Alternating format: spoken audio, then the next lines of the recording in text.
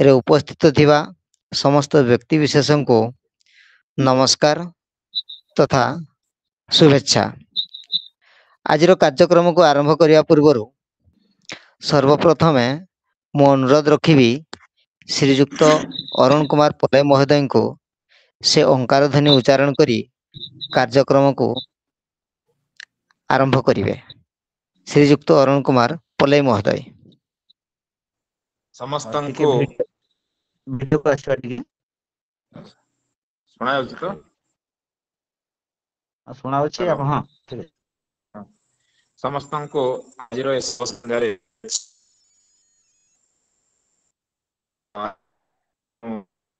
पलै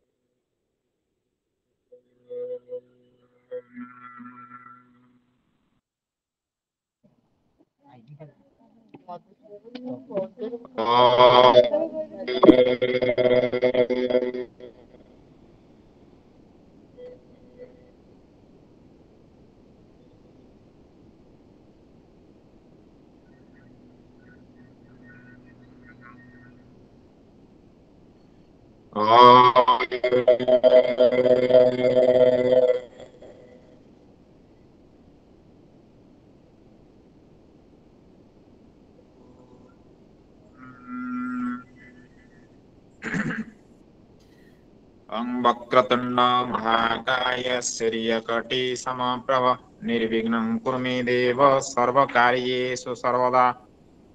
ओम खर्वं स्थूलतनु गजेन्द्र वदनं लंबोदरं सुंदरं प्रस्यन्दन मधुगन्धं मधुपगल्पगण्डस्तनं दन्तघातविदरिदरिदिसिंहभाकरं वन्दे श्रीरसुतसुतं ओम गुरुर्ब्रह्मा गुरुर्विष्णु गुरुर्देवो महेश्वर गुरुसाक्षात् परं ब्रह्म तस्मै श्री गुरवे नमः। अज्ञानतिमिरन्धस्य ज्ञानञ्जनशलाकया चक्षुरुन्मिलितं येन तस्मै श्री गुरवे नमः। अंगखण्डमण्डलाकारं व्यक्तं येन चराचरं तत्पदं दष्टं येन तस्मै श्री गुरवे नमः। ओम नीलाचलनिवासाय नित्याय परमात्मने बलभद्र सुभद्राभ्यां जगन्नाथाय ते नमः। शान्ताकारं भुजगशयनं पद्मनाभं सुरेशं विश्वाधारं गगनसदृशं मेघवर्णं शुभांगं लक्ष्मीकान्तं कमलनयनं जगिरिविद्यानगम्यं वन्दे विष्णुभवरे सर्वलोकैकनाथ। ओम सर्वे भवन्तु सुखिनः सर्वे सन्तु निरामया सर्वे भद्राणि पश्यन्तु मा कश्चित् दुःखभाग् भवेत्। ओम शान्ति शान्ति शान्ति। धन्यवाद सर। वर्तमान मु अनुरोध रखी सुश्री स्वाति प्रज्ञा महंत महोदया को से आज विवेकवाणी पठन करेंगे। सुश्री स्वाति प्रज्ञा महंत महोदया। जय जगन्नाथ। आज विवेकवाणी भूल हेउ क्षति नहीं सकल कार्य भ्रम प्रमाद आमर एकमात्र शिक्षक। वृक्ष भूल करे नहीं प्रस्तर खंड मध्य भ्रमरे पड़ती नहीं। पशुकूल नियमर विपरीत आचरण करती नहीं। मनुष्य भूल करे किंतु मनुष्य पृथ्वी रे देवतारे परिणत हुए। स्वामी विवेकानंद। धन्यवाद। धन्यवाद। वर्तमान आज सभा को आगे नवा मु आउ जने व्यक्तित्व जे कि आमर ठाकुरमुंडा ब्लॉक रो प्रधान शिक्षक एवं स्वामी विवेकानंद लोक संसद आजीवन सदस्य श्रीयुक्त ज्योतिष्ठ महंत महोदय तांको अनुरोध रखी से आज सभापतित्व कार्य तुलाइबे। श्रीयुक्त युधिष्ठ महंत महोदय। धन्यवाद मंगल बाबू। स्वामी विवेकानंद लोक संसद मयूरभंज जिला शाखा आम प्रकृति आम संस्कृति शीर्षक ई पाठचक्रमालार ई 55तम ई पाठचक्र को मु पुनर्बार समस्त को स्वागत करुच्ची। समस्त को मोर नमन। आज आलोच्य शीर्षक भारतीय ज्ञान परंपरा ओ आम साहित्य। कथारे अच्छी जहाँ नहीं भारते ତାହା ନାହିଁ ଭରତେ। ତେଣୁ ଯଥାର୍ଥରେ କୁହାଯାଏ, ଗରିମାମୟ ମୋ ଜାତି ଇତିହାସ ବୀରତ୍ୱର ଗାଥା ଗାଏ, ସଂସ୍କୃତି ମହାନ ପରମ୍ପରା ତାର ଜୀବନର କଥା କହେ। ଭାରତର ପ୍ରତିଟି ପରମ୍ପରାରେ ବୈଜ୍ଞାନିକ ତଥ୍ୟ ଲୁକାୟିତ ଅବସ୍ଥାରେ ଅଛି। ପ୍ରତିଟି ସଂସ୍କୃତି ଜ୍ଞାନର କଥା କହିଥାଏ, ଯାହା ସମାଜ ଓ ବ୍ୟକ୍ତିର ହିତ ସାଧନ କରି ତାକୁ ହିଁ ଆମେ ସାହିତ୍ୟ କହୁ। ସାହିତ୍ୟ ସହ ପରମ୍ପରାର ସମ୍ପର୍କ ଅଭିନ୍ନ ଏବଂ ଅବିଚ୍ଛେଦ୍ୟ। ସମୟ ଅନୁସାରେ ପରମ୍ପରା ପରିବର୍ତ୍ତନଶୀଳ ହେଲେ ଏହାକୁ ପରିପ୍ରକାଶ କରିଥାଏ ସାହିତ୍ୟ। ଏଭଳି ଏକ ଆକର୍ଷଣୀୟ ବିଷୟବସ୍ତୁ ଆମ ସମ୍ମୁଖରେ ଆଲୋଚନା ରଖିବାକୁ ଆମ ଗହଣରେ ଜଣେ ଏପରି ବ୍ୟକ୍ତିତ୍ୱ ଉପସ୍ଥିତ ଅଛନ୍ତି, ଯିଏକି ଆମର ପଡୋଶୀ ଜିଲ୍ଲା ବାଲେଶ୍ୱର ସୋମନାଥପୁର ଗ୍ରାମରେ ଜନ୍ମଗ୍ରହଣ କରି ଓଡ଼ିଶା ତଥା ଓଡ଼ିଶା ବାହାରେ ତାଙ୍କର ପରିଚୟ ସୃଷ୍ଟି କରିପାରିଛନ୍ତି। ଜଣେ କବି,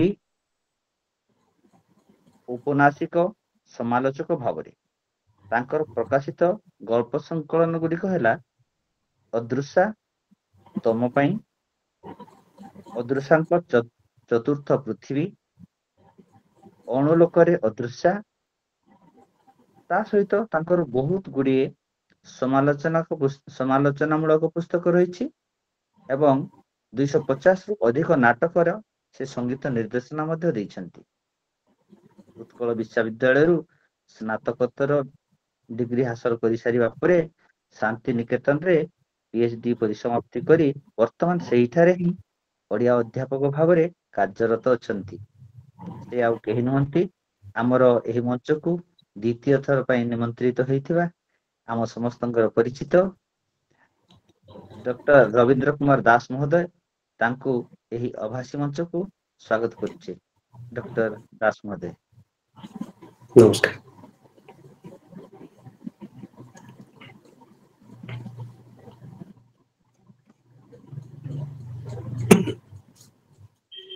ମୋ କଥା ଶୁଣା ଯାଉଛି ନା?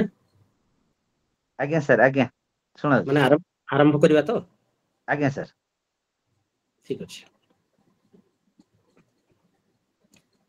ଭାରତୀୟ ଜ୍ଞାନ ପରମ୍ପରା ଯୋଉ ବିଷୟଟି,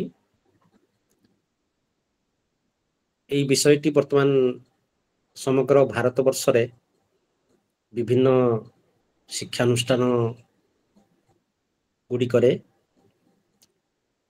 ପିଲାମାନଙ୍କର ଅବବୋଧ ପାଇଁ ତଥା ପିଲାମାନଙ୍କ ଭିତରେ ଭାରତୀୟ ଜ୍ଞାନ ପରମ୍ପରାକୁ ଅଧିକ ବିକଶିତ, ପ୍ରବର୍ଦ୍ଧିତ କରିବା ପାଇଁ ଭାରତ ସରକାରଙ୍କ ତରଫରୁ ପ୍ରୟାସ କରାଯାଉଛି। ସେଥିପାଇଁ ବିଭିନ୍ନ ଟ୍ରେନିଂ ବି ଦିଆଯାଉଛି।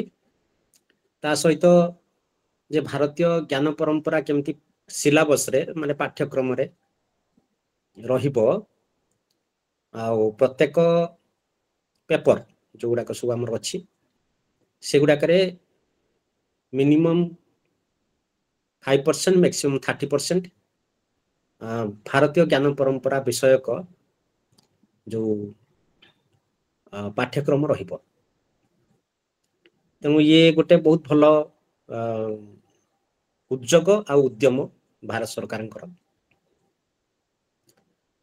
ତ ଏଇ ଯୋଉ ଜ୍ଞାନ ପରମ୍ପରା କଥା କୁହାଯାଉଛି, ସେ ଜ୍ଞାନ ପରମ୍ପରା କଣ ଏବଂ ଏଇ ଜ୍ଞାନ ପରମ୍ପରା ଆମ ଓଡ଼ିଆ ସାହିତ୍ୟରେ ବିଶେଷ କରି କେମିତି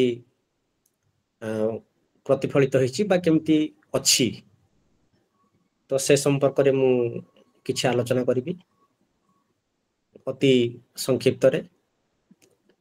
ତେବେ ଗୋଟେ କଥା ଏଠି ମୁଁ କହିବା ପାଇଁ ଚାହୁଁଛି ଯେ ଆମେ ଯଦି ସୃଷ୍ଟି ତତ୍ତ୍ୱକୁ ଟିକେ ଖୋଜିବା ପାଇଁ ଚେଷ୍ଟା କରିବା ବା ସୃଷ୍ଟି ତତ୍ତ୍ୱ ସମ୍ପର୍କରେ ଯଦି ଟିକେ ଅବଗତ ହେବା ପାଇଁ ଚେଷ୍ଟା କରିବା, ତ ତିନିଟି ଜିନିଷ, ଯୋଉ ବ୍ରହ୍ମ ଯେତେବେଳେ ଏକ ଥିଲେ, ଏକରୁ ସେ ବହୁଧା ହେଲେ। ତ ସେ ଯୋଉ ବହୁଧା ହେଲେ, ମାନେ ବହୁରେ ବିଭକ୍ତ ହେଲେ, ସେ ପ୍ରଥମତଃ ତିନି ଭାଗ ହେଇଗଲେ। ଆମେ ଏଗୁଡା ସବୁ ଜାଣିଛୁ। ସତ୍ ଚିତ୍ ଆନନ୍ଦ।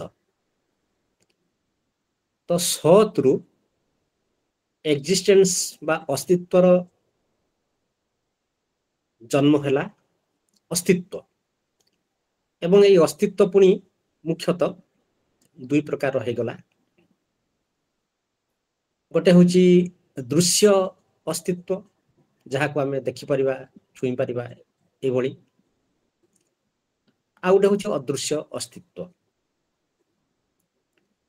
तापरे सत परे आसिला चित चित हूँ कॉन्शसनेस माने चेतना तेणु सत चित चित आम बुझीपारे जे प्रत्येक सत्ता भितर प्रत्येक सत्ता से जड़ हो पारे बा सजीव हो पारे मनुष्य हो पारे बा पशु पक्षी हो पारे चेतना शक्ति अच्छी जड़ भितर भी चेतना शक्ति अच्छी नहले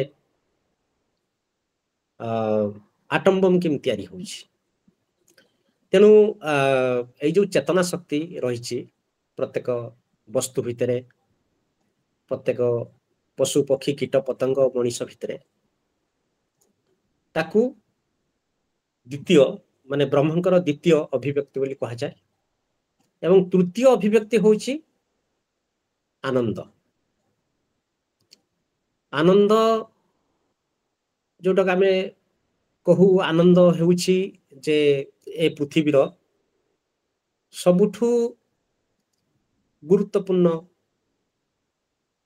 विभव आउ विभाव एथि गुरुत्वपूर्ण जे आमे देह धारण करछे अर्थात आम पाखे अस्तित्व अच्छी आमे सत सत माने कि सत्य को बुझीबानी सत माने होउछि बीइंग BEING बीइंग तो एवं ए सतर अर्थ होउछि ट्रू बीइंग श्री अरविंद सच्चित आनंद संपर्क रे जो से जो असतमा सद्गमय तमोसमा ज्योतिर्गमय मृत्युमार अमृतम गमय कुहाइछि ताको श्री अरविंद ट्रांसलेट एमती करचंती जे from non being to true being from darkness to the light from death to immortality ये हूँ आमर अभियात्रा तेणु ए पृथ्वी रो अभियात्रा को कोटि कोटि वर्ष कालरू चली आसी वैज्ञानिक माने जो सिद्धांत देइचंती से सिद्धांत भी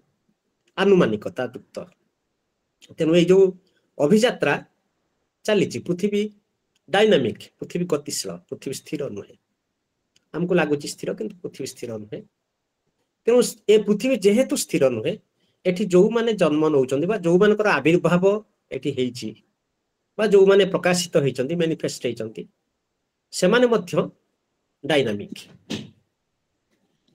तेणु ए जो गोटे डायनामिक युक्त बा गोटे चलमान युक्त जो विश्व एवं तापरे भी कोटि कोटि विश्व अच्छी आम सब जानिछु महाजागतिक कस्मोलोजिकल व्यवस्था अच्छी एड़ा सब अच्छी निहारिका मंडल अच्छी इत्यादि इत्यादि सियाड़ को जाऊनी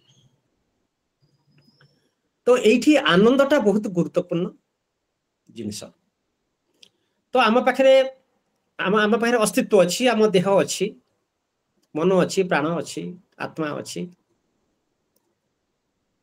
चेतना भी अच्छी चेतना माने आम फील कर जो जो जिनस माध्यम आम फील करू बा जो उपादान माध्यम आम अन्य गोटे वस्तु सहित बा अन्य गोटे मनीष सहित बा अन्य गोटे आनुषंगिकता सहित बा विषय सहित युक्त हो सेटा होची चेतना कॉन्शियसनेस तो ये दुईटी जाक थिले माने रही थिले मध्य जदि आम पाखरे ब्लिस नाही माने आनंद नाही ताले ए दुईटर मूल्य किछि नाही तेणु ब्रह्मंकर जो ये जो त्रिधा जो मैनिफेस्टेशन बा परिप्रकाश सेठू आउ सबु किछि सृष्टि हेछि क्षिति अप तेज तेज मरुत व्यम आम जानिछु तेणु मु आउ सेड को जीवनी तेबे जो आमे ये तो हला स्पिरिचुअलिज्म रो कथा बा आध्यात्मिक बादर कथा आध्यात्मिकता बादर कथा तो साइंस भी से भलिया कथा कहूछि साइंस कहूछि विज्ञान कहूछि जे प्रथमे जड़र राज्य थिला माने जोटा इवोल्यूशन जो आरंभ होला जेतले तो जड़र राज्य थिला सेठी ना थिला दुख ना थिला सुख किछि लीला नथिला तो जड़ परे आरंभ हला उद्भिद जगत उद्भिद मानक भितरे प्राणर किछि स्पंदन रहिछि किंतु दुख नाही गोटे गछ काटी पकेले से दुख किछि करेनि ताको कष्ट होउतबो किंतु से दुखटा को आमे मापी पारने पर्यंत हम ज्ञान द्वारा बा हमर जो नॉलेज अछि से द्वारा ताहि द्वारा तापरे आसिला तृतीय स्तर प्राणी जगत तो प्राणी जगत जतले आसिला प्राणर लीला आरंभ हला तो एठू सुख दुख सूचनाटा मिलिला तेणु आमे गोटे गाई धरा जाऊ ताको खाइबा को जदि न दवा 3 दिन से कांदिबो से कष्ट रे शब्द सृष्टि करिवो काहे ना ता पाखरे प्राण अछि आउ ता पाखरे अनुभव अछि तेणु ए जो प्राणर लीला जेबेठारु आरंभ हला सेई दिन ठारु सुख दुखर सूचना मध्य मिलिला सुख दुख एठू आसला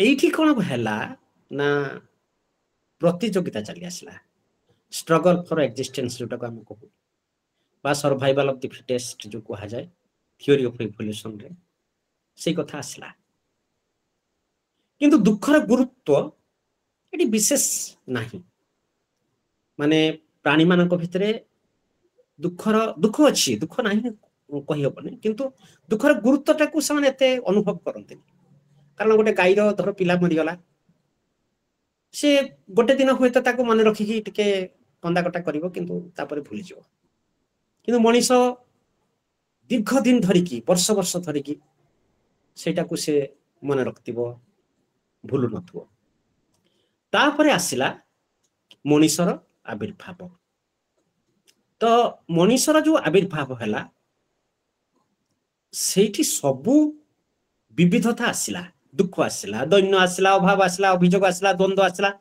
विरोध आसिला सब आसिला साधु असाधु निष्ठुर सरल संघात ए सब जिंस सृष्टि हला मनीषर आविर्भाव सहित आउ एठी कोन हला ना एठी प्रकृत रे जते प्रकार विरोधाभास अछि से सब आरंभ हला तेनु ए जो विरोधाभास बा वर्तमान जो समय रे आमे वर्तमान जो समय रे आमे पदार्पण करचे बहुत नेगेटिव जिंस आमे लक्ष्य करचे बहुत नेगेटिव जिंस माने कहा मन भितरे कोन चालीची किए कोन केतले करि पकेबो कोठी कोन घटिबो एमिति कि जने जने किछि न करी कि भी माने तांकु दंडादेश होउची माने कहि होबनी एबे एमिति चालीची सब किछि तो एई जो दुर्गति आकु आमे साधारण लोक जो माने साधारण मनुष्य ताकु दुर्गति बोली कहू किंतु श्री अरविंद को ए विषय प्रश्न पचरा जेतला जे प्रकृत रे ये कोन श्री अरविंद बहुत सुंदर उत्तर देइथिले दुर्गति संपर्क रे से कहले एटा अस्वाभाविक नुह एटा प्रत्याशित माने एटा अप्रत्याशित नुह काहे कि ना night is darkest before done माने जो उषा काल जते बेले आसे ता पूर्व रातिटा गाढ़ अंधकार रे आच्छन्न हो जाए तेणु से जो उषा काल जो आसुची गोटे सुंदर उषा काल गोटे सुंदर पृथ्वी गोटे सुंदर चेतना आसुची आस्ते आस्ते आस्ते आस्ते आमे आस्ते आस्ते भल आड़ को जाऊचे आमे जमा कहबानी खराब आड़ को जाऊचे कारण जो जिनसटा हो जाइछि जो पाशविकता रु जो निर्वेदता रु आमर जो इवोल्यूशन हेछि बा विवर्तन हेछि आमे सेई पाशविकता को बर्तन परित्याग करके बा ताको रूपांतरित करके आमे दिव्यता को जाउछु तो से दिव्यता को जो जाउछु ता पूर्व तो निश्चय आसुरिक शक्ति सहित लड़ाई हबो एवं से आसुरिक शक्ति सहित लड़ाई रो गोटे गोटे दृष्टांत होछि आजिर जो घटना सब घटुची जोडा को आमे दुर्घटना बोली कहउछु बा जोड़ा खराब घटना बोली कहूछु। तो यही जो प्रक्रिया ये गोटे हूँ स्पिरिचुअल प्रोसेस माने आपको आमे कहूचे आध्यात्मिकता। यही आध्यात्मिकता हूँ भारतर बेस जोटा इंडियन नॉलेज सिस्टम कथा हम कहूली। तो इंडियन नॉलेज सिस्टम रो माने बहुत जगह मु देखुची इंडियन नॉलेज सिस्टम को लेकिन होउची विभिन्न चर्चा होउची। बहुत लोक भाबुचंती जे संस्कृत जो परंपरा थिला हमर से गुडा को फेरी आसीबा होची आध्यात्मिकता।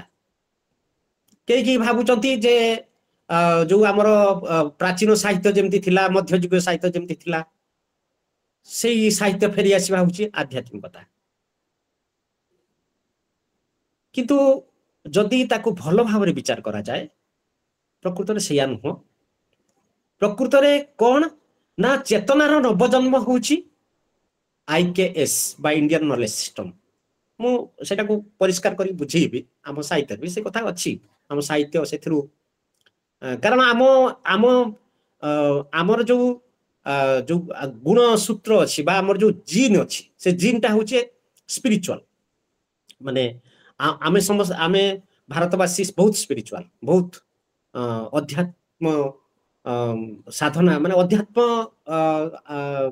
आड़को आमे प्रायतः आकर्षित कि थाउ आमर सेटा गोटे कौन कहती इनबिल्ट माने सहजात। किंतु अपर पक्षर जदि आमे देखिबा पाश्चात्य देश जोटा को आमे कहूचे पाश्चात्य देश रे कौन हुए तांकर बेसटा होची मेटेरियलिज्म वस्तुवाद। तेणु गोटे समय रे पाश्चात्य देश मेटेरियलिज्म को धरिकी सेटा आमे जानिछु माने कार्ल मार्क्स जो जो मेटेरियलिस्टिक इंटरप्रिटेशन ऑफ हिस्ट्री बा जहा जहा मैटर को लेके कार्ल मार्क्स को थ्योरी आउ तापर तो जो जो हेछि हमर यूरोपीय नवजागरण जो हेछि सेठु जो सामुद्रिक वाणिज्य पथ सब जो आविष्कार हेछि तापर विभिन्न देश को समान आछंती वाणिज्य व्यवसाय करिसंती तापर आस्ते आस्ते आस्ते आस्ते समग्र विश्व सभ्यता गोटे कंज्यूमिंग एनवायरनमेंट जोटा कहती गोटे उपभोक्तावादी गोटे परिमंडल आड़को कौन है संप्रसारित होइछि। तो सही परिमंडलर जो तार जो दुष्कृति बा तार दुष्प्रभाव वर्तमान तीव्र रूप धारण करिछि। तेणु यही परिप्रेक्षी जो इंडियन नॉलेज सिस्टम को लेकिन भारत सरकार जो चिंता करुचंती एटा बहुत खुशी कथा। किंतु तार जोटा कहती मौलिक आउ तार जो अंतर्निहित आवेदन को जदि माने गुरुत्व दिया न जीव सी किछि काम दबनी माने जोटा मु कहूची जो कथा से कथाटी किंतु मु कहूनी प्रकृत में श्री अरविंद कहते गोटे जगह। तो वेस्टर्न कंट्रीज गुड़ाक से माने मेटेरियलिज्म को गुरुत्व दियंती आम भारत बा आमर जो प्राच्य आमे स्पिरिचुअलिज्म को विश्वास करू आमे गुरुत्व दो। एवं वर्तमान जो समय विशेषकर ये जो 21st सेंचुरी बा 21श शताब्दी एठी वर्तमान फ्यूजन होउची। फ्यूजन माने वर्तमान आपण मेटेरियलिज्म को निंदा करि परिबेनी कि स्पिरिचुअलिज्म को भी अवॉइड करि परिबेनी दीटार गोटे यूनियन बा गोटे ताको कहा होची फ्यूजन फ्यूजन कहा होची एकायन बा एकात्मता होची। अर्थात आमे वर्तमान स्पिरिट भितरे भी मैटर रो मैनिफेस्टेशन चाहूचे मैटर भितर भी स्पिरिट रो मैनिफेस्टेशन चाहूचे। ता माने वस्तु आउ चेतना गोटे ही गले कोन हबो ना ए जो दुर्योग गुडाक आसीबनी मनुष्यर चेतना रे परिवर्तन हे जिवो। वस्तु प्रति जो लोभातुरता विभिन्न प्रकार जो कमोडिटी बोली भाबी दो मनुष्य को बहुत मु कहिबिनी ना धरिबिनी ठीक नुहे से जिनसटा। आम जो पितृ प्रधान जो सोसाइटी अच्छी समाज अच्छी सेठी बहुत जगार जो नारी मान को गोटे उपभोगर वस्तु भाव विचार करा जाए सब अच्छी फेमिनिज्म रे कहुई एटा मु कहूनी। तो यही भली भाव जो धारा जो चली गुड़ाक किंतु चेतनार अधपतन बोली एटा को कह जे एठी केही कमोडिटी नुहंती केही उपभोगर वस्तु नुहंती। आमे द्रौपदी क्षेत्र में भी सेटा देखछु सीतांग क्षेत्र में भी सेटा देखछु କିନ୍ତୁ ସେଇ ଯୋଉ ଆମେ ଯୋଉ ଆକଳନଟା କରିଛୁ ଯେ ସୀତାକୁ ଗୋଟେ ବସ୍ତୁ ଭାବରେ ବିଚାର କରାଉଥିଲା, ଦ୍ରୌପଦୀକୁ ଗୋଟେ ବସ୍ତୁ ଭାବରେ ବିଚାର କରାଉଥିଲା, ସେଟା ପ୍ରକୃତରେ ଠିକ ନୁହେଁ। ଆମର ଆକଳନଟା ଭୁଲ ରହିଛି, ସେଠି ଲେଖାରେ ଭୁଲ ନାହିଁ, ଆମ ଆକଳନରେ ଭୁଲ ଅଛି। ତେଣୁ ସେଇଟା କଣ ହଉଥିଲା ସେମାନେ ଜାଣିଥିବେ, କାରଣ ସେମାନେ ସେଇ ମାନେ ଦିବ୍ୟତ୍ୱରେ ସେମାନେ ଅବଗାହନ କରୁଥିଲେ। ତେଣୁ ସେମାନେ ଜାଣିଛନ୍ତି ସୀତା ଆଉ ରାମର ସମ୍ପର୍କ କଣ, ସେମାନେ ଦି ଜଣ ଜାଣିଛନ୍ତି। ମାନେ ଦ୍ରୌପଦୀଙ୍କ ସହିତ ଅର୍ଜୁନ ପ୍ରମୁଖଙ୍କର ସମ୍ପର୍କ କଣ ସେମାନେ ଜାଣିଛନ୍ତି। ତେଣୁ ଆମେ ଗୋଟେ ତାକୁ ଏବେ ମଡର୍ଣ୍ଣିଟି ପଏଣ୍ଟ ଅଫ ଭ୍ୟୁ ବିଚାର କରିକି ଆମେ କହୁଛେ ଏଇଟା ଠିକ ହେଲାନି, ସେଟା ଠିକ ହେଲାନି, ଏଠି ସେମିତି ନାହିଁ। ତ ଏବେ କଣ କରାହଉଛି, ଏବେ ଯୋଉ ବସ୍ତୁ ଆଉ ଚେତନା ତାକୁ ଗୋଟେ କରିବା ପାଇଁ ଚେଷ୍ଟା କରାଯାଉଛି। ତେଣୁ ବସ୍ତୁ ଆଉ ଚେତନା ଯେତେବେଳେ ଗୋଟିଏ ହେଇଯିବ ସେତେବେଳେ କଣ ହବ ନା, ସେତେବେଳେ ସ୍ପିରିଚୁଆଲିଜିମ ର ମହା ବିସ୍ତାରଣ ଘଟିବ, ମହାବିସ୍ତାରଣ। ଆଉ ସେଟା ଆନନ୍ଦରେ ପରିଣତ ହେଇଯିବ। ମାନେ ମେଟରରେ ଯୋଉ ଦୁଃଖ ଦୁର୍ଦ୍ଦଶା, ତାର ଯୋଉ କ୍ଷଣଭଙ୍ଗୁରତା, ଯୋଉ ଯାହା ଯାହା ସବୁ ଅଛି, ବହୁତ 27 ପ୍ରକାରର ନେଗେଟିଭ ଆସ୍ପେକ୍ଟ ଅଛି ମାନେ ମେଟର ଭିତରେ। ତ ସେଗୁଡାକ ସବୁ କଣ ହବ ନା, ସେଗୁଡା ସବୁ ହାୟର କନସିୟସନେସକୁ ପଳେଇବ। ତେଣୁ ଯେତେବେଳେ ଯେମିତି କ୍ରୋଧ ବି ଗୋଟେ ବସ୍ତୁ, ମାନେ ମେଟର ଗୋଟେ, ଯେ କ୍ରୋଧଟା ଆଉ କ୍ରୋଧ ହବନି, ସେଟା ପ୍ରେମରେ ରୂପାନ୍ତରିତ ହେଇଯିବ। କିନ୍ତୁ ପରଶ୍ରୀକାତରତା ଗୋଟେ ମେଟର, ସିଏ ଗୋଟେ, ଏଟା ସବୁ ସୃଷ୍ଟି ହେଇଛି ସେଇ ମେଟେରିଆଲିଜିମରେ ସୃଷ୍ଟି ହେଇଛି, ଏଟା ସବୁ ସୃଷ୍ଟି କରାହେଇଛି। ୟାକୁ ନେଇକି ସବୁ ବିଭିନ୍ନ ପ୍ରକାରର ଷଡଯନ୍ତ୍ର କରାଯାଇଛି ପୃଥିବୀରେ, ଆଉ ସାହିତ୍ୟ ମଧ୍ୟ ବି ରଚନା କରାଯାଇଛି। ତାମାନେ ଆମେ କହିପାରିବାନି ଯେ ସାହିତ୍ୟରେ ଏଗୁଡା ସବୁ ନାହିଁ। ତେଣୁ ଭାରତର ଯୋଉ ଆତ୍ମା ସେଇଟା ହଉଛି ସ୍ପିରିଚୁଆଲ, ପିଓରଲି ସ୍ପିରିଚୁଆଲ, ମାନେ ଆଧ୍ୟାତ୍ମିକତା ଯୁକ୍ତ। ତେଣୁ ଆଧ୍ୟାତ୍ମିକତାରେ କଣ ହୁଏ ନା, ବହୁତ କିଛି ଘଟେ, ଏବଂ ତା ଭିତରେ ଯୋଉଟା ସବୁଠୁ ବଡ ଜିନିଷ, ଏଠି ଦେଶକାଳ ପାତ୍ର ନାହିଁ, ଏଠି ସମସ୍ତେ ସମାନ। ଏମିତି କି ଯୋଉଟାକୁ ସନାତନ ହିନ୍ଦୁ ଧର୍ମ ଆମର କୁହାଉଛି, ସେଇ ଯୋଉ ହିନ୍ଦୁ ଧର୍ମରେ ସେଇ କଥା କୁହାଯାଇଛି ଯେ ସର୍ବେ ଭବନ୍ତୁ ସୁଖିନଃ, ବା ଯାହା ଯାହା ସବୁ ଆପଣ ମାନେ ଜାଣିଛନ୍ତି। ତ ବା ଅସତମା ସଦ୍ଗମୟ, ଯାହା ଏଇଟା ଯୋଉ କୁହାଗଲା, ବା ଓମ୍ ଶାନ୍ତି, ଓମ୍ ଦୟ ଶାନ୍ତି, ଅନ୍ତରିକ୍ଷମ ଶାନ୍ତି, ଏଇ ଯୋଉ ସବୁ ରହିଛି ଆମର। ତ ବା ଉଦାର ଚରିତା ନାମ ତୁ ବସୁଧୈବ କୁଟୁମ୍ବକମ୍, ତା ପୂର୍ବରୁ ମୁଁ ଶ୍ଲୋକ ଗୁଡା କହୁନାହିଁ। ଏଇ ଯୋଉ କଥା ଗୁଡାକ ଆମର ସବୁ ରହିଛି, ମାନେ ଆମର ବେଦ ଠାରୁ ଆରମ୍ଭ କରିକି ଯୋଉ ଉପନିଷଦ ଇତ୍ୟାଦି, ତ ସେଇଥିରେ ଗୋଟେ ଜିନିଷ ଆମେ ଦେଖୁଛୁ ଯେ ଆମେ ସମସ୍ତଙ୍କୁ ନେଇକି, ସମସ୍ତେ ଆମ ପାଇଁ ଆଫ୍ରିକାର ଲୋକ ଯାହା, ଆମ ଭାରତର ଲୋକ ସେହା। ଆମ ପାଇଁ ଆମେରିକାର ଲୋକ ଯାହା, ଆମ ଭାରତର ଲୋକ ସେହା। ତେଣୁ ଆମର ବିଶ୍ୱଭାତୃତ୍ୱର ମୂଳ ଦୁଆଟା ଆମ ଭାରତରେ ଇନବିଲ୍ଟ ହେଇକି ଅଛି, ମାନେ ଆମର ସହଜାତ। ମୁଁ କହିବା ପାଇଁ ଚାହୁଁଛି ଯେଟା ଆମର ସହଜାତ।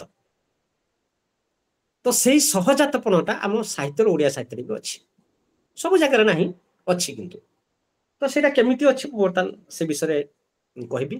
ତେବେ ଗୋଟେ କଥା ମୁଁ କହିବା ପାଇଁ ଏଠି ଚାହୁଁଛି, ଯେ ମୁଁ ଆଉ ଥରେ କହିବା ପାଇଁ ଚାହୁଁଛି ଯେ ଭାରତବର୍ଷର ଯୋଉଟା ଟାର୍ଗେଟ କହନ୍ତି, ପ୍ରତ୍ୟେକ ସଭ୍ୟତାର ଗୋଟେ ଲକ୍ଷ୍ୟ ଥାଏ,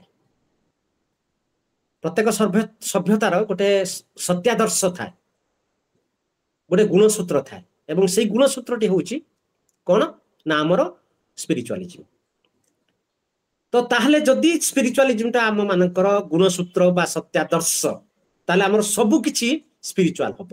ଆମ ସାହିତ୍ୟ ସ୍ପିରିଚୁଆଲ ହବ, ଆମ ଆର୍ଟ ସ୍ପିରିଚୁଆଲ ହବ, ଆମ ସ୍ଥାପତ୍ୟ ସ୍ପିରିଚୁଆଲ ହବ, ଆମ ଜୀବନ ବଞ୍ଚିବା ପ୍ରଣାଳୀ ସ୍ପିରିଚୁଆଲ ହବ, ଆମର କଥା କହିବା ଭଙ୍ଗୀ ସ୍ପିରିଚୁଆଲ ହବ, ଆମର ଅନ୍ୟକୁ ସାହାଯ୍ୟ କରିବାର ଯୋଉ ଭଙ୍ଗୀ ସେ ବି ସ୍ପିରିଚୁଆଲ, ସବୁ ଏଭ୍ରିଥିଙ୍ଗ ସବୁ ସ୍ପିରିଚୁଆଲ ହବ। ହେଲେ ଯାଇକି ଆମେ କହିବା ଯେ ଆମ ଭାରତୀୟ ଜ୍ଞାନ ପରମ୍ପରାର ଅସଲ ଉଦ୍ଦେଶ୍ୟ ସାଧନ ହେଲା।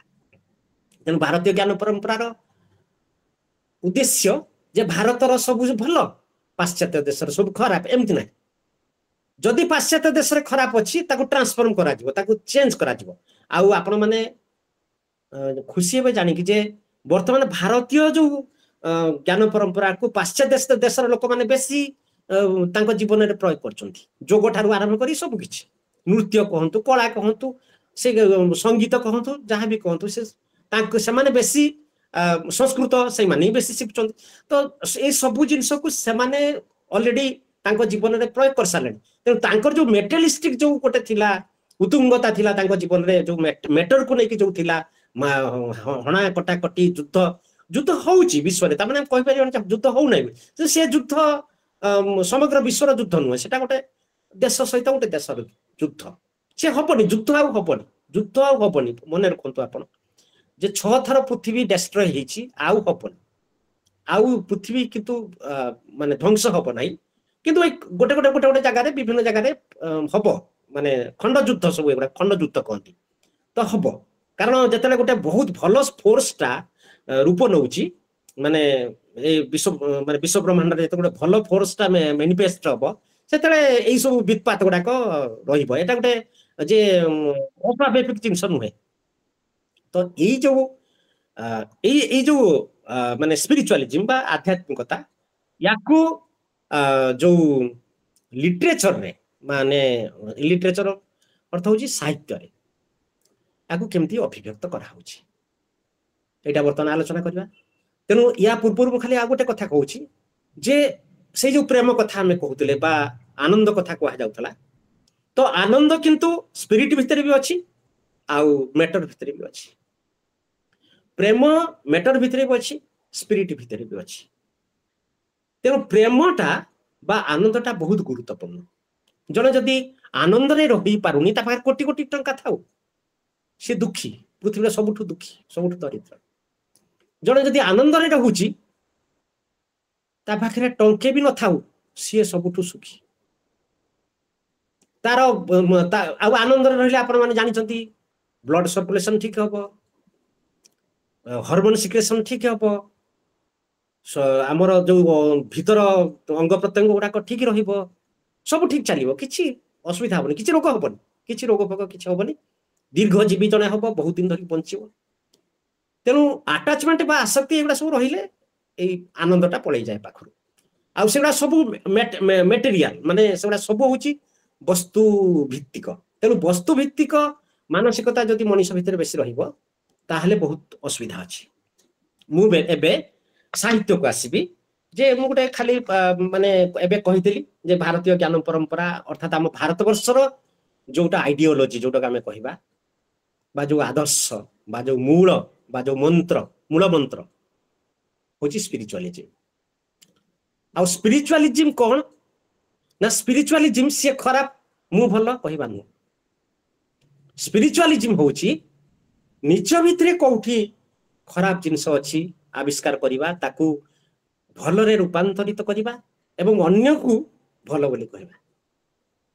ଯିଏ ଅନ୍ୟକୁ ଖରାପ ବୋଲି କହୁଛି, ମା କହୁଛନ୍ତି, ଶ୍ରୀମା ଗୋଟେ ଜାଗାରେ କହିଛନ୍ତି, ସିଏ ଯିଏ ଅନ୍ୟକୁ ଖରାପ କହୁଛି ମାନେ ତା ଖରାପ ମାପିବାର ଯୋଉ ମାନେ ଉପାଦାନ ଗୁଡାକ ତା ଭିତରେ ଅଛି, ସେଥିପାଇଁ ତାକୁ ଖରାପ ସେ ଲୋକଟା ଲାଗୁଛି। ତେଣୁ ଯୋଉମାନେ ଋଷି ମହାଋଷି, ଯୋଉମାନେ ସାଧୁ ସନ୍ଥ, ସେମାନେ କାହାରିକୁ ଖରାପ କୁହନ୍ତିନି। ଏମିତିକି ଚୋର ସାଧୁ, ଏ ଚୋରକୁ ଖଣ୍ଟକୁ ବି କହନ୍ତି ଏମାନେ ଭଲ, କାରଣ ତାଙ୍କ ଦୃଷ୍ଟି ସେମାନେ ଜାଣିଛନ୍ତି ଯେ ଗୋଟେ ଲୋକଟା ଚୋରି ଏଇଥିପାଇଁ କରୁଛି।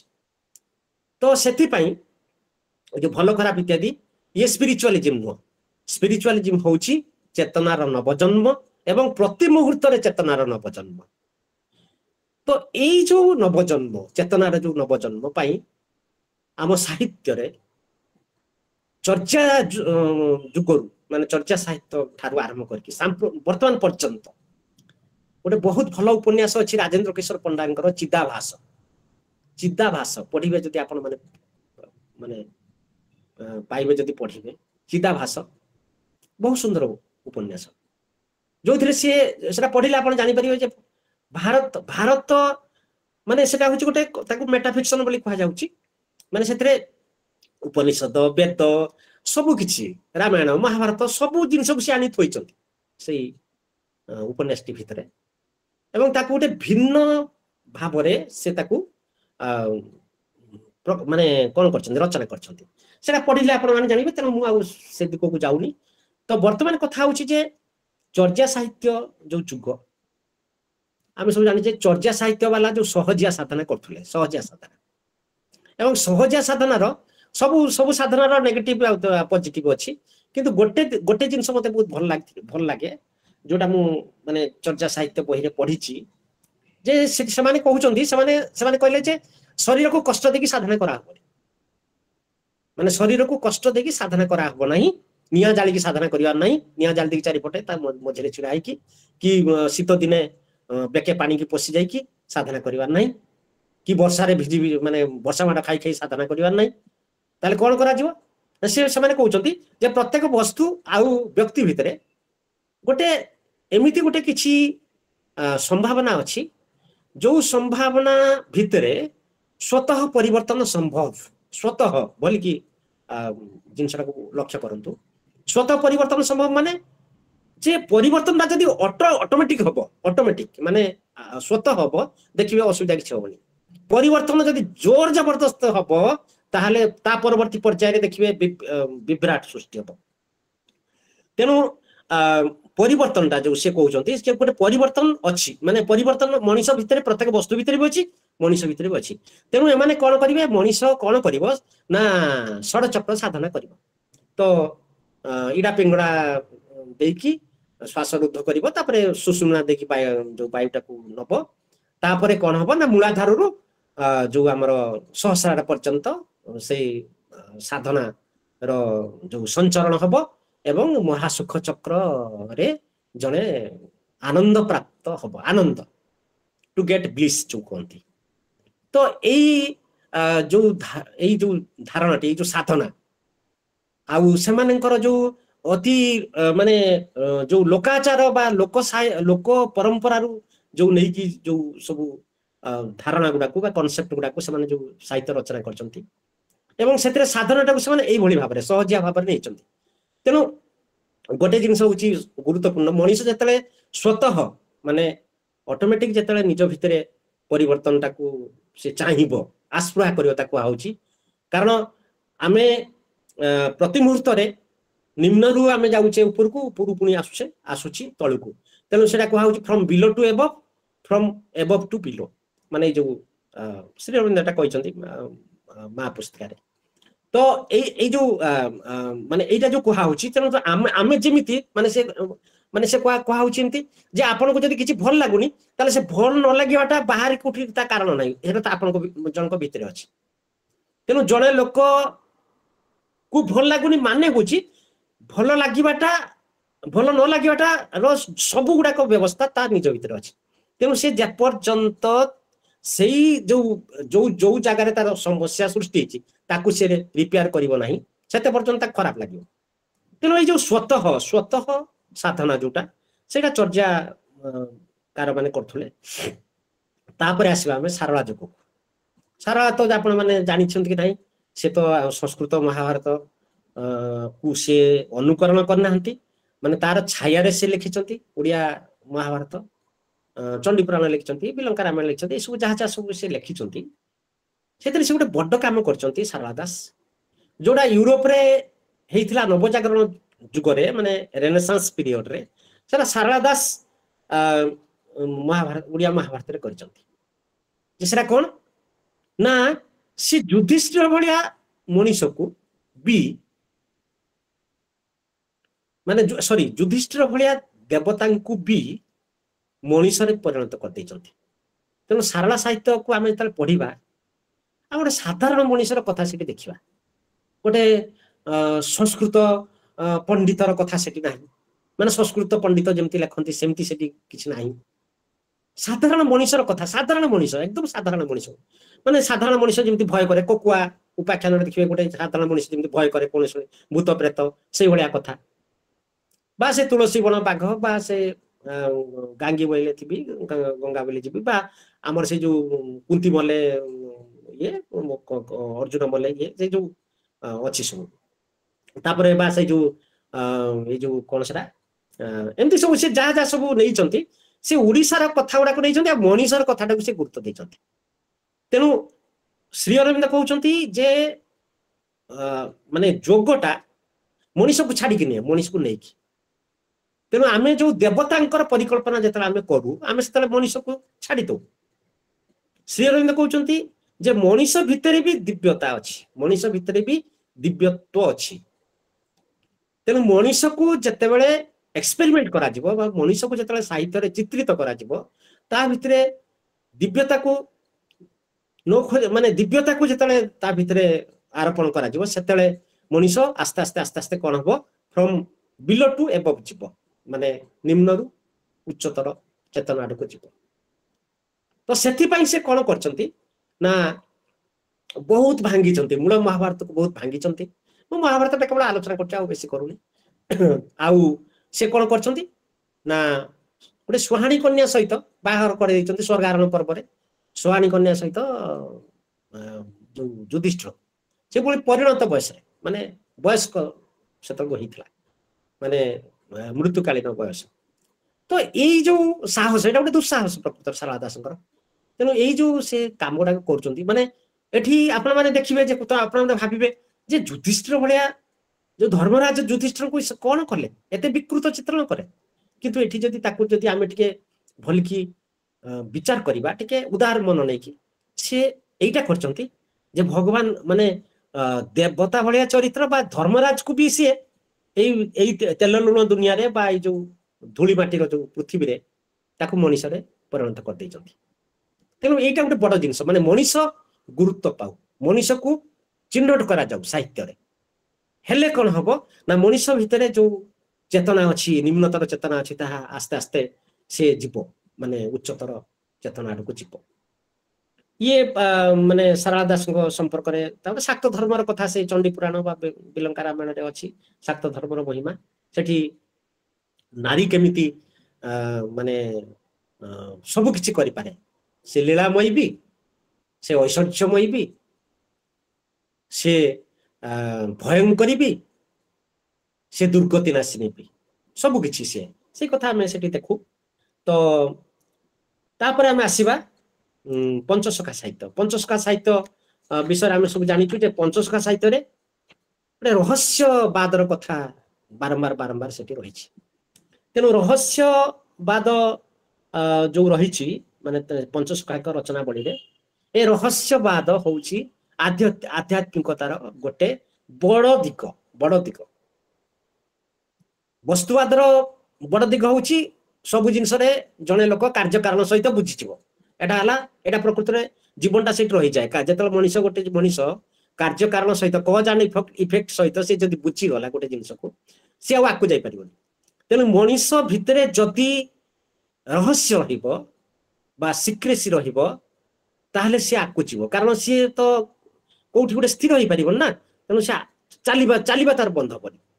ସେଥିପାଇଁ ଯୋଉ ବେଦ ରହସ୍ୟ ବୋଲି ଶ୍ରୀ ଅରବିନ୍ଦଙ୍କର ଗୋଟେ ବହି ଅଛି ତାର ନାଁ ଦଉଛନ୍ତି ସିକ୍ରେଟ ଅଫ ବେଦ ମାନେ ସିକ୍ରେସି। ମଣିଷ ଭିତରେ ସିକ୍ରେଟ ଆଡକୁ ଯିବ ସେତେ ଆଗକୁ ଯିବ। ତେଣୁ ଶୂନ୍ୟବାଦର କଥା ଆମେ ଦେଖୁ ଲକ୍ଷ୍ୟ କରୁ ନିର୍ଗୁଣ ଯୋଉ ଶୂନ୍ୟବାଦ ଏଇ ସବୁ ଜିନିଷ ରହିଛି ପଞ୍ଚସଖା ସାହିତ୍ୟରେ। ତେଣୁ ସେମାନେ ଗୋଟେ ଶୂନ୍ୟରୁ ସେଟା ଅବଶ୍ୟ ବୌଦ୍ଧ ପ୍ରଭାବରେ ହେଇଛି କିନ୍ତୁ ଯୋଉ ଶୂନ୍ୟବାଦର ଯୋଉ କଥା ଯୋଉ ଶୂନ୍ୟବାଦ ବା ଶୂନ୍ୟତା ସହିତ ଯୋଉ କ୍ଷିତିୟୋକ୍ତେଜ ମରୁତବ୍ୟମ ଯୋଉ ଆମେ କହୁ ସେଇ ଯୋଉ ସୃଷ୍ଟି ହେଇଥିଲା ଶୂନ୍ୟରୁ ଯୋଉ ବିଶ୍ୱ ସୃଷ୍ଟି ହେଇଥିଲା ତ ସେଇ ଶୂନ୍ୟତା ସହିତ ଏଇ ସାହିତ୍ୟ ରହିଛି। ତାପରେ ଆମେ ଆସିବା ଯଦି ପଞ୍ଚ ସଖା ପରେ ମାନେ ବଳରାମ ଦାସ ବା ଅଚ୍ୟୁତାନନ୍ଦ ଦାସ ଏମାନଙ୍କ ପରେ ଯଦି ଆମେ ଆସିବା ତାହେଲେ ଆମେ ସିଧା ଆସିଯିବା ରୀତି ସାହିତ୍ୟ। ରୀତି ସାହିତ୍ୟକୁ ବହୁତ ଲୋକ କହନ୍ତି ଯେ ସେଟା ଗୋଟେ ଶୃଙ୍ଗାର ଚେତନା ଧର୍ମୀ ସାହିତ୍ୟ। ନାରୀର ନଖସିକ ବର୍ଣ୍ଣନା କରାଯାଇଛି ଇଏ କରାଯାଇଛି ସବୁ ଜିନିଷ ଠିକ ଅଛି ମାନେ ସଂସ୍କୃତ ସାହିତ୍ୟ ବା ସଂସ୍କୃତ କାବ୍ୟ ଟ୍ରାଡିସନରେ ସେ କାମଟି କରାଯାଇଛି। କିନ୍ତୁ ରୀତି ସାହିତ୍ୟଟା ହଉଛି ଗୋଟେ ବାଗ୍ମିତା ମାନେ ରେଟୋରିକ ଲିଟରେଚର। ରେଟୋରିକ ଲିଟରେଚର ମାନେ ଯୋଉଠି କାବ୍ୟ କସରତଟା ଅଧିକ ଥାଏ। ଅଳଙ୍କାର ଥାଏ ରୀତି ଥାଏ ଅର୍ଥାଳଙ୍କାର ଥାଏ ଉପମା ଥାଏ ଏଇ ସବୁ ଜିନିଷ କୋମଳ ପଦ ବିନ୍ୟାସ ଥାଏ ଏସବୁ ଜିନିଷ ଥାଏ ମାନେ ସେଠି ବୁଦ୍ଧିର କସରତଟା ସେଠି ଅଧିକ ଅଛି। କିନ୍ତୁ ଗୋଟେ ଜିନିଷ ସେଠି ମୁଁ ଲକ୍ଷ୍ୟ କରିଛି ମାନେ ଏଇ ଯୋଉ ମାନେ ଆପଣ ସେ ବିଦଗ୍ଧ ଚିତାମଣି କୁହନ୍ତୁ ସେ ରସକଲ୍ଲୋଳ କୁହନ୍ତୁ ସେ ଲାବଣ୍ୟବତୀ କୁହନ୍ତୁ ସେ ଯୋଉ ବହିଟି ଖୋଲିବେ ନିଶ୍ଚୟ ସେଠି ନାରୀର ବର୍ଣ୍ଣନାଟା ଅତି ଟିକେ କଣ କହନ୍ତି ମାନେ ଭଲ ଭାବରେ କରାହେଇନଥିବ ଆପଣ ଭଲ ଲାଗିବନି ସେଇ ବର୍ଣ୍ଣନା ଗୁଡାକ। ରାଧାକୃଷ୍ଣଙ୍କ କଥା ବି ଚନ୍ଦ୍ରାବଳୀ ଇତ୍ୟାଦି ପ୍ରସଙ୍ଗ ବି ମାନେ ବହୁତ ଟିକେ ଉତ୍କଟତା ଯୁକ୍ତ ମାନେ ମାନେ ଅଛି କିନ୍ତୁ ଗୋଟେ ଜିନିଷ ମୁଁ ଲକ୍ଷ୍ୟ କରିଛି ଏଠି ଗୋଟେ ଏସ୍ଥେଟିକ୍ସ ଅଛି ଗୋଟେ ନାନ୍ଦନିକତା ଅଛି ତ ଯଦି ଆମେ ନାନ୍ଦନିକତା ଦୃଷ୍ଟିରୁ ବିଚାର କରିବା ୟାକୁ ଏଇଟା ଖରାପ ଆଉ ଲାଗିବନି କାରଣ ଯେତେବେଳେ ଆପଣ ମାନେ ଏଟାକୁ ଗ୍ରହଣ କରିବେ କି ନାହିଁ ମୁଁ ଜାଣିନି ଯେତେବେଳେ ଗୋଟେ ନାରୀର ଅଙ୍ଗ ସୌଷ୍ଠବକୁ ମାନେ ଉପେନ୍ଦ୍ର ଭଞ୍ଜ ବର୍ଣ୍ଣନା କରୁଛନ୍ତି ଅତି ଆଶ୍ଚର୍ଯ୍ୟଜନକ ଭାବରେ ଗୋଟେ ସାଇଣ୍ଟିଷ୍ଟ ଭଳିଆ ସେ ଗୋଟେ ବାୟୋଲୋଜିଷ୍ଟ ଭଳିଆ ସେ ମାନେ ବର୍ଣ୍ଣନା କରୁଛନ୍ତି ହେଲା ତ ୟା ଦ୍ୱାରା ହଉଛି କଣ ନା ୟା ଦ୍ୱାରା ସେ ଗୋଟେ ଦେଖୁଛନ୍ତି ଯେ ନାରୀର ଏଇ ଯୋଉ ଅଙ୍ଗ ଗୁଡିକ ଏଇଭଳି ଭାବରେ ଏମିତି ଗଠିତ ହେଇଛି ଯେ ସେଥିପାଇଁ ସେ ସୁନ୍ଦର ନାରୀଟି ସୁନ୍ଦର ମାନେ ନାରୀ ମୁଁ ଯୋଉ ମାନେ ମୁଁ ଏଠି ସାଧାରଣ ନାରୀ ମାନଙ୍କ କଥା କହୁନି ମାନେ ଆମ ଗହଣରେ ଥିବା ନାରୀ ମାନଙ୍କ କଥା କହୁନି ମୁଁ ସେ ଲାବଣ୍ୟବତୀ ଇତ୍ୟାଦିର ନାରୀ ମାନଙ୍କ କଥା କହୁଛି ତ ତା ଦ୍ୱାରା ମତେ ଗୋଟେ ଲାଗେ ମାନେ ଗୋଟେ ଯେମିତି ସେ ଗୋଟେ ଯୋଉ ଯୋଉଟାକୁ କୁହାଯାଏ ଆମର ଗୋଟେ ଯୋଉ ମାନେ ଥାଏ ଯୋଉ ଯେ ଏଇଟା ଏମିତି ହେଲେ ଏମିତି ହବ ତେଣୁ ଗୋଟେ ଏସ୍ଥେଟିକ୍ସ ଯୋଉଟା ଏସ୍ଥେଟିକ୍ସ ବା ନାନ୍ଦନିକତା ବା କଳାତ୍ମକତା ତ ସେଇଟା ଆମେ ଲକ୍ଷ୍ୟ କରୁ ସେ ସାହିତ୍ୟରେ ଆଉ ସେ ସାହିତ୍ୟ ଟିକେ ମାନେ ଆମ କଣ ଆମ ଓଡିଶାର ଯୋଉ ଜନଜୀବନରୁ ସିଏ ଟିକେ ବହିର୍ଭୂତ ହେଇଯାଇଛି କାହିଁକି ନା ମାନେ ଯୋଉ ପ୍ରଚଣ୍ଡ ପ୍ରତିଭାଦରେ ଯୋଉ ସଂସ୍କୃତ କବି ମାନଙ୍କ ବିପକ୍ଷରେ ଏମାନେ ଲେଖନୀ ଚାଳନା କରୁଥିଲା ଆଉ ଏମାନେ ଆଙ୍କର ଗୋଟେ ଆହ୍ୱାନ ଥିଲା ଗୋଟେ ଚ୍ୟାଲେଞ୍ଜ ଥିଲା ଯେ ଆମେ ମଧ୍ୟ କିଛି ମାତ୍ରାରେ କମ ନୁହଁ ଯେ ଆମେ ମଧ୍ୟ କାବ୍ୟ କବିତା ଓଡିଆରେ ଲେଖିକି ଦେଖେଇ ଦବୁ ସଂସ୍କୃତ ଭଳିଆ କାବ୍ୟ କବିତା ଆମେ ଲେଖିପାରୁ ତେଣୁ ସିଏ ଗୋଟେ ଥିଲା ତାପରେ ସେଟା ଗୋଟେ ଦରବାରୀ ସାହିତ୍ୟ ଥିଲା ଇତ୍ୟାଦି ଇତ୍ୟାଦି ଆମେ ଆଉ ସିଆଡକୁ ଯିବାନି ତାପରେ ଆସିବା ଯୋଉ ଯଦି ଆମେ ତାପରେ ତ ସଙ୍ଗୀତ ଯୁଗ ଆସିଲା ଯୋଉ ଇଏ ଗୋପାଳକୃଷ୍ଣ ବନମାଳୀ ବା ଆମର କବି ସୂର୍ଯ୍ୟ ବଳଦେବ ସେତେବେଳକୁ ସାଙ୍ଗୀତିକତା ଆଡକୁ ଆସ୍ତେ ଆସ୍ତେ ଆସ୍ତେ ଆସ୍ତେ ଗୋଟେ ସାବଲୀଳତା ଆଡକୁ ଗୋଟେ ସରଳତା ଆଡକୁ ସାହିତ୍ୟ ଗତି କରିଛି ତାପରେ ଆମେ ଆସିବା ନବଜାଗରଣ ଯୁଗ ବା ଯୋଉଟାକୁ ଆମେ ରାଧାନାଥ ସମୟ କହୁଛୁ ବା ଗଦ୍ୟ ସାହିତ୍ୟରେ ଫକୀର ମାନଙ୍କ ସମୟ କହୁଛୁ ଆମେ ତ ଏଇ ଯୋଉ ସାହିତ୍ୟରେ ଗୋଟେ ନୂଆ କଥା କଣ ଏମାନେ ପୁରୁଣାଟାକୁ ନୂଆ କରି କହିଲେ ଅପଡେଟିଂ ଅଫ ଦ ପାଷ୍ଟ ଯେମିତି ରାଧାନାଥଙ୍କ କାବ୍ୟ ଗୁଡାକ ସବୁ ଦେଖିବେ କୋଉଠି ଜନଶ୍ରୁତି ପୁରୁଣା ଜନଶ୍ରୁତିକୁ ସେ ନୂଆ କରିକି ଲେଖି ଦଉଛନ୍ତି କୋଉଠି ହିଷ୍ଟ୍ରିକୁ ନୂଆ କରିକି ଲେଖି ଦଉଛନ୍ତି କୋଉଠି କିମ୍ବଦନ୍ତୀକୁ ଲେଜେଣ୍ଡକୁ ନୂଆ କରିକି ଲେଖି ଦଉଛନ୍ତି ଏମିତି ସେ କରୁଛନ୍ତି କୋଉଠି ଲୋକ କଥାଟାକୁ ନୂଆ କରିକି ଲେଖି ଦଉଛନ୍ତି ମାନେ ଏଇ ସବୁ ଜିନିଷ ସେ କରୁଛନ୍ତି ଆଉ ଫକୀରମୋହନଙ୍କ ଲିଟରେଚରଟା ପୁରା ଗ୍ରାଉଣ୍ଡ ରିଆଲିଟିକୁ ନେଇକି ମାନେ ଏକଦମ ସାଧାରଣ ମଣିଷର ଚିତ୍ର ଇତ୍ୟାଦି ଇତ୍ୟାଦି ତାଙ୍କର ପ୍ରାୟ ଯୋଉ ପ୍ରାୟଶ୍ଚିତ୍ତଟା ଟିକେ ସ୍ପିରିଚୁଆଲ କିନ୍ତୁ ଛମାଣ ଆଠ ଗୁଣ୍ଠ କୁହାଯାଉ ବା ଜମିକୁ ନେଇକି ଯୋଉ ଦିଟା ଉପନ୍ୟାସ ଛମାଣ ଆଠ ଗୁଣ୍ଠ ଆଉ ମାମୁଁ ଆଉ ଲକ୍ଷ୍ମଣ ତ ଇତିହାସ ଭିତ୍ତିକ ଯୋଉ ଲେଖା ତାପରେ ସେ ତାଙ୍କର ଯୋଉ ଗଳ୍ପ ଅଛି କାବ୍ୟ କବିତା ଅଛି ତାଙ୍କର ଗୋଟେ ଗଳ୍ପ ମୁଁ ଖାଲି ଟିକେ ଆଲୋଚନା ଏଠି କରିଦଉଛି ରେବତୀ ଗଳ୍ପଟା ରେବତୀ ଗଳ୍ପ ଆପଣ ମାନେ ସମସ୍ତେ ପ୍ରାୟ ପଢିଥିବେ ରେବତୀ ଗଳ୍ପରେ କୌଣସି ଚରିତ୍ର ଆଉ ବଞ୍ଚୁନାହାନ୍ତି ଶେଷକୁ ମୁଁ ଏବେ ଗୋଟେ ଆର୍ଟିକଲ କରିଛି ତାପରେ ଯେ ଫକୀରମୋହନ କିନ୍ତୁ ଓଡ଼ିଆ ସାହିତ୍ୟ ରଚନା କରିବା ପୂର୍ବରୁ ସେ ଅନୁବାଦ ପ୍ରଥମେ ଆରମ୍ଭ କରିଥିଲେ ମାନେ ଯୋଉ ଅନୁବାଦ କରିଥିଲେ ରାମାୟଣ ମହାଭାରତ ଏଗୁଡା ସବୁ ସେଥିପାଇଁ ତାଙ୍କୁ ବ୍ୟାସ କବି କୁହାଯାଏ ତ ଏଇ ଯୋଉ ଅନୁବାଦ ସେ କରିଥିଲେ ସେ ଗୋଟେ ତାଙ୍କ ଭିତରେ ଧାରଣା ଆସିଥିଲା ଯେ ମୃତ୍ୟୁଟା ଗୋଟେ ଜୀବନ ପାଇଁ କିଛି ନୁହେଁ ମୃତ୍ୟୁଟା ଗୋଟେ ଛୋଟ ଗୋଟେ ଫେନୋମେନ ମାନେ ଗୋଟେ ଘଟଣା ଛୋଟିଆ ଗୋଟେ ଘଟଣା ମାନେ ଗୋଟେ ମାମୁଲି ଘଟଣା ସେଥିପାଇଁ ସେ ରେବତୀ ଗଳ୍ପରେ ପ୍ରତ୍ୟେକ ଚରିତ୍ରକୁ ସେ ବାଦ ଦଉଛନ୍ତି ବହୁତ ଆମେ କହୁ ଏଇଟା ଗୋଟେ ଟ୍ରାଜେଡି ଧର୍ମୀ ରଚନା ଇତ୍ୟାଦି ଇତ୍ୟାଦି ଇତ୍ୟାଦି କିନ୍ତୁ ମତେ ଲାଗେ ଯେ ଗୀତାରେ ଯୋଉ କଥା କୁହାଯାଇଛି ଯୋଉ ଡ୍ରେସ ଚେଞ୍ଜ ମାନେ ଜନ୍ମ ମୃତ୍ୟୁଟା କିଛି ନୁହେଁ ଗୋଟେ ଯୋଉ ବସ୍ତ୍ର ପରିବର୍ତ୍ତନ ସହିତ ସମାନ ଏଇ ଜିନିଷଟିକୁ ଏଇଟା ସ୍ପିରିଚୁଆଲିଜିମ କିନ୍ତୁ ସ୍ପିରିଚୁଆଲିଜିମରେ ମୃତ୍ୟୁ ବୋଲି କିଛି ନାହିଁ ମୃତ୍ୟୁ ହଉଛି ଗୋଟେ ଗ୍ରେସ୍ କଣ ପାଇଁ ନା ପୁଣି ଆଉଥରେ ବାର୍ଥ ନେବା ପାଇଁ ରିବାର୍ଥ ପାଇଁ ଜନ୍ମ ଏ ମୃତ୍ୟୁଟା ହଉଛି ଗୋଟେ ଗ୍ରେସ୍ ବୋଲି କୁହାହଉଛି ସ୍ପିରିଚୁଆଲିଜିମରେ ତେଣୁ ସେଇ ଜିନିଷଟି ଆମେ ଫକୀରମୋହନଙ୍କର ବହୁତ ଗପରେ ଦେଖୁ ଲକ୍ଷ୍ୟ କରୁ ତାଙ୍କ କବିତା ଗୁଡାକରେ ବି ଅନନ୍ତ ମିଳନ ହଉ ସିଧାସଳଖ ସ୍ପିରିଚୁଆଲିଜିମର କଥା କୁହାଯାଇଛି ମୃତ୍ୟୁକୁ ନେଇକି ସେ ବହୁତ କବିତା ଲେଖିଛନ୍ତି ତ ସେସବୁ କବିତା ଭିତରେ ଆପଣ ଦେଖିବେ ସ୍ପିରିଚୁଆଲିଜିମର ଟଚଟା ରହୁଛି ତାପରେ ତାଙ୍କ ସମୟରେ ଯିଏ ଆମର ଯୋଉ ଯେମିତି ଗଙ୍ଗାଧର ମେହେର ଅଛନ୍ତି ତ ଗଙ୍ଗାଧର ମେହେର ବି ସେଇଭଳି सी गोटे प्राच्य जो साहित्य आदर्श को धरिकी सी काव्य कविता रचना करछंती आउ तांको समय रे जो हमर मधुसूदन राव जो कविता माला हो बा प्रबंध गुडाक हो ये सब रहस्यवादी चेतना आ विशेष करी उपनिषदीय चेतना द्वारा परिशीलित तेणु उपनिषदीय चेतना को ब्राह्मण धर्म जेहेतु से ग्रहण करथिले तेणु उपनिषदीय चेतना को प्रतिष्ठा देवा पई से उद्यम करछंती जोटा होची स्पिरिचुअलिज्म रा गोटे मुख्य जो क्षेत्र बा भित्तिभूमि तापरे हम आसीबा सत्यवादी साहित्य को जल्दी जल्दी शेष कर दिबा अल्प समय तो सत्यवादी साहित्य रो गोटे बड़ जिंस होची जातीयतावाद बा हमर जो जाति को माने जो स्टेट बा नेशन स्टेट जोटा यूरोपीय समय रे जो थिला स्टेट माने नगर गुडा को स्टेट हेगला जो थिला जो कथा को होतला स्टेट रो अर्थ जोटा विवेकानंद कहिसंती जे भारत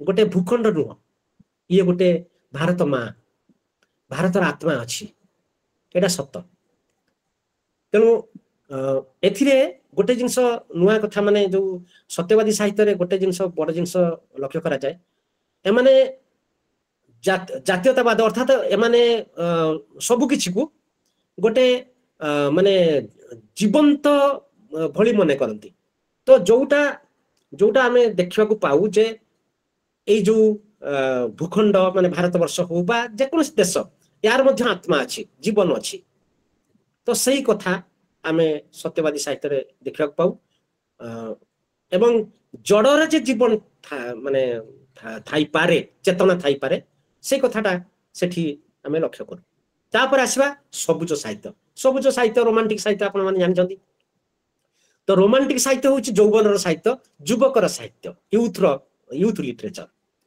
तो एठी गोटे जिनस को गुरुत्व दिया होची माने केमती आम साहित्यटा केमती गोटे कोन माने जोटा को कहंती आम साहित्यटा केमती आस्ते आस्ते माने विभिन्न जो विविधता द्वारा माने बहुविध जो आनुषंगिकता को लेकी केमती परीक्षा निरीक्षा कराइछि एवं एटा होची स्पिरिचुअल प्रोसेस रे कोन हबो सब बळे ना आपण माने संघर्ष करिवे द्वंद्व युक्त हेबे विषादग्रस्त हेबे कांदिबे चित्कार करिवे माने सबु परे गोटे बढ़िया समय आसीबो एवं जेतेबे आपण को लुह लहु भितरे फरक लागिवो जना पड़िबोनी मृत्यु जन्म भितरे फरक लागिवो नै दुख सुख भितरे फरक लागिवो नै एटा होची स्पिरिचुअल एक्सपीरियंस तो से दृष्टि हम जदि विचार करिबा जो सबुज कवि माने सबले पळी जाउथिले गोटे गोटे रहस्यवाद आड़ पळौथिले गोटे प्रकृति रो गुणगान करथुले तापर ए माने कोन करथुले ना सबले जो स्वप्नशील थिले आ एमान को सब पद्मभूक कवि बोली कहा जाय स्वप्न माने सबले स्वप्नभूक माने माने स्वप्न को खाई की जेमति बंचन आमति भात मुड़ी खाई की बंचुचे सेमति एटा स्वप्नभूक सब थिले तेनो ए जो स्वप्नशील हबा कल्पना प्रवण हबा ये भी स्पिरिचुअलिज्म रो गोटे एस्पेक्ट कारण स्वप्न न देखिले भल स्वप्न न देखिले भल कल्पना न कले आमे जीवा केमती ए जो साधारण पृथ्वी रु गोटे असाधारण विश्व आड़ को केमती यात्रा करबा तेनु आपण माने जदि पढिथिबे ए जो विनोद नायकंकर कविता से को दीप को पळै जाउछंती कल्पना रे को देश को कल्पना रे पळै जाउछंती बा ये जो हमर वैकुंठनाथंकर यात्रा संगीत जे मानस हंस मु मानस जीवी गुडी ए सब जो कविता रे आपण देखिबे स्पिरिचुअल टच रहुछि जोटा हमर भारतीय ज्ञान परंपरा रे गोटे बड़ दिग तापर आसीबा प्रगतिवादी चेतना रे कोन हला ना प्रगतिवादी चेतनाटा हमर पूरा मेटेरियलिस्टिक जो मार्क्सवादी जो दर्शन को प्रतिष्ठा देवा पई माने हेछि तो सही दुसी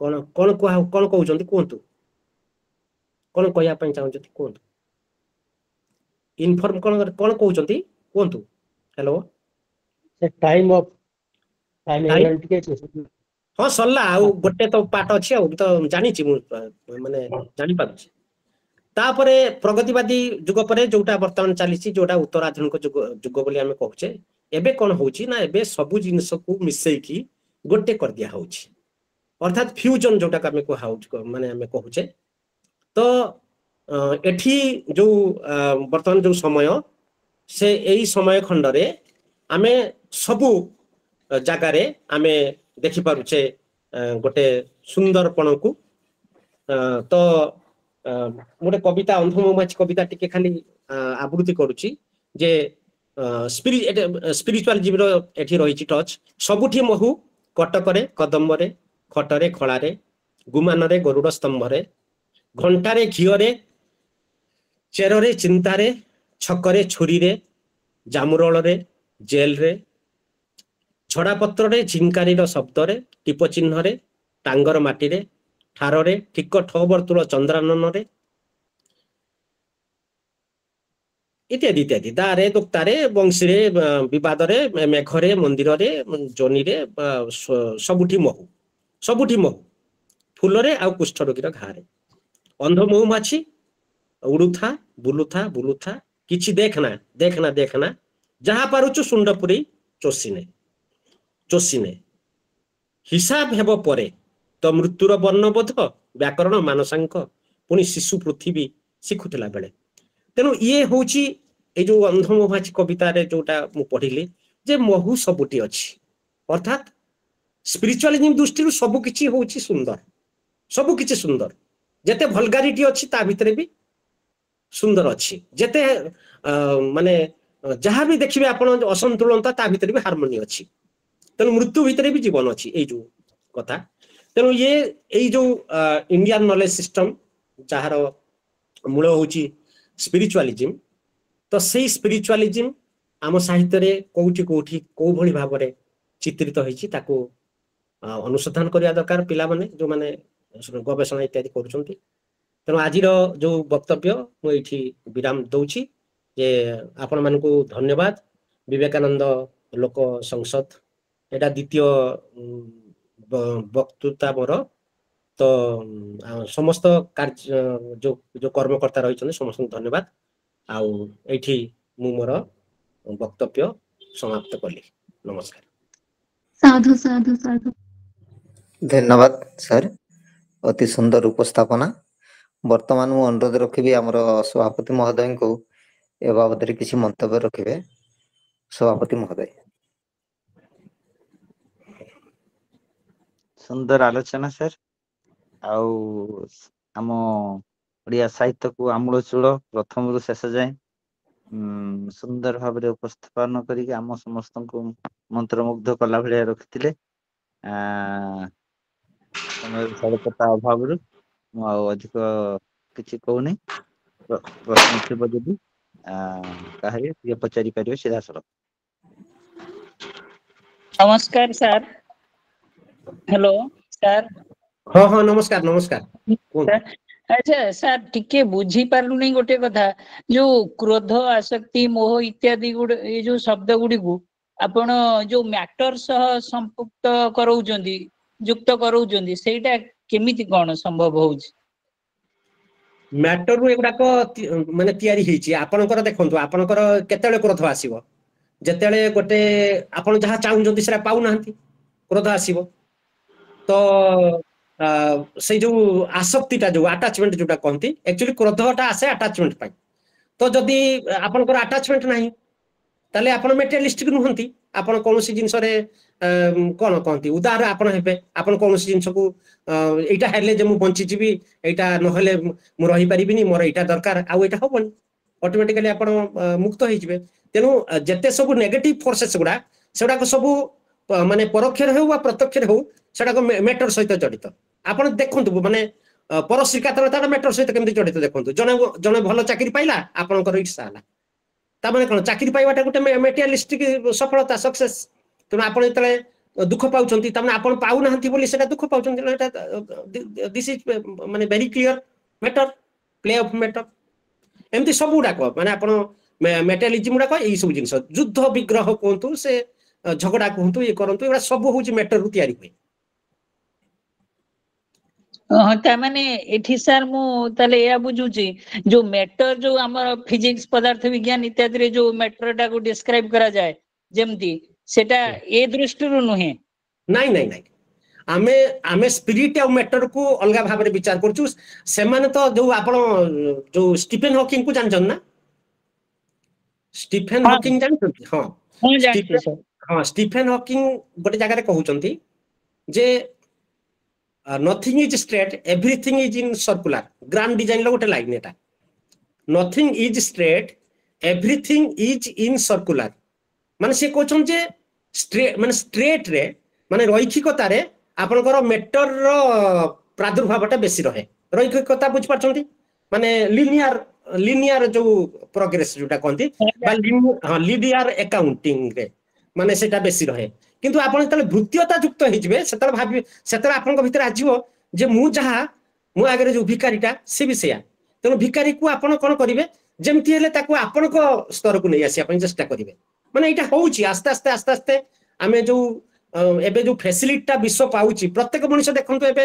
आउ के बिना खाइबार के मर नहंती माने आगु लोक न खाइ के मर जाउतले माने ए जो आस्ते आस्ते आस्ते आस्ते माने भलो आमे सर्कुलारिटी आगु जाउचे सर्कुलारिटी रे कोन हबो ना वी आर माने आमे समस्ते होउचे गोटिए एटा प्रमाण हबो किंतु लिनियर रिलेशनशिप रे कोन हुए सी खराब मु भलो सी मोर शत्रु अमकी समकी ए जो मेटरटा एठी बेसी करे मेटर रे कोन होय कि सब डिवीजन तयारी हुए काडा माइंड रो बुद्धि रो निष्पन्न ना मेटरटा सेट पई हां सर सर बुझिली सर धन्यवाद सर धन्यवाद ओ थैंक यू आज्ञा जदि आउ कहीं प्रश्न किसी पचार अच्छी ताले सीधा सड़क पचारि परिवे हां ठीक अछि रख दबा आगु जान तो अपना आउ की दो तो समय नहीं धन्यवाद सर वर्तमान मु अनुरोध रखिबी नवीन चंद्र सिंह महोदय को से धन्यवाद कार्य करिवे नवीन नहांती होते ये हमरो दिल्ली बाबू करिवे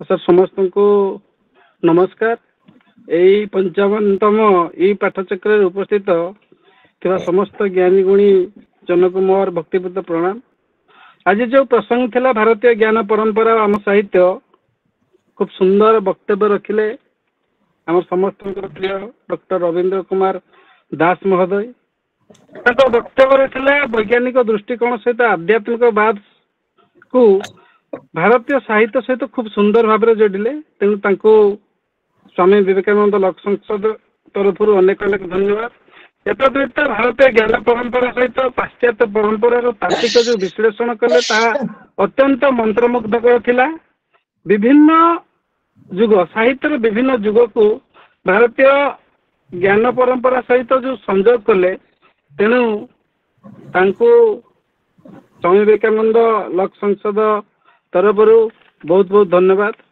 धन्यवाद देवी आज सभापतित्व कर समस्त प्रिय तथा स्वामी विवेकानंद लोक संसदर संपादिक माननीय श्रीजुक्त युधिष्ठ महंत महोदय को सठिक ढंग से सभापतित्व कले एवं धन्यवाद देवी अंकार करथिबा प्रिय बड़ भाई अरुण भाई को धन्यवाद देवी सुश्री सती प्रज्ञा महंत महोदय को आज विवेकवाणी पाठ करथिले एवं आम परिवार जड़े समस्त प्रिय सदस्य मंगुड़ू पात्र महोदय जी आज खूब सुंदर भाव संयोजन कले यापर शांति पाठ करेंगे तरणୀ सेन भाई को अनेक अनेक धन्यवाद सर्वोपरि ए स्वामी विवेकानंद लोक संसद को भल पाउथबा समस्त परिजन बंधु मान को अनेक अनेक धन्यवाद एवं आज यही पाठचक्र मेला उपस्थित थी समस्त श्रोतागण को आउ थे धन्यवाद दे आजिकार ये धन्यवाद पर्व को ये विराम दूची जय जगन्नाथ धन्यवाद सर वर्तमान